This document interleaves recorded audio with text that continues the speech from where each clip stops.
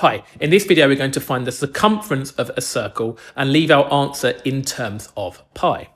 Now remember, the circumference of a circle is just the perimeter of a circle. It's a special name for the perimeter specifically of a circle.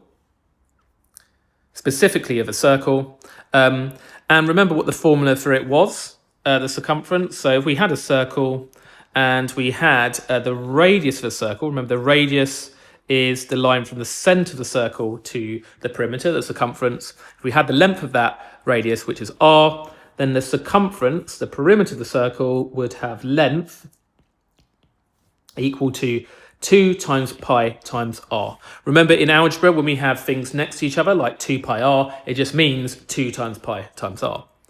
So let's use that with this value here. We can see this is the radius here. The radius is equal to 3 centimeters. So we're going to substitute that into our formula. So the circumference, C, is equal to 2 times by pi times by the radius, which is 3.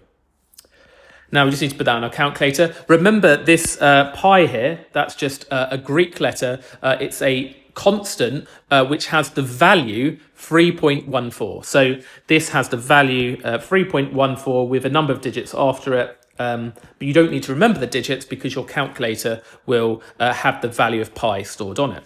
So if we do that in our calculator, 2 times pi times 3, your calculator will give you 6 pi. But the thing is, you don't actually need to use your calculator because we want to simplify this. Imagine we had, say, instead of pi, we had 2 times x times 3, and I'll ask you to simplify that.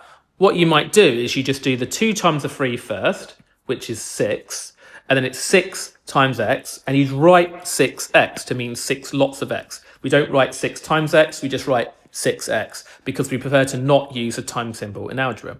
And that's going to be the same here. We've got the 2 times the 3, which is 6, and then it's 6 times pi, which we write as 6 pi to mean 6 lots of pi. And this is a nice exact answer. We could convert the 6 pi to a decimal, but it wants the answer in terms of pi.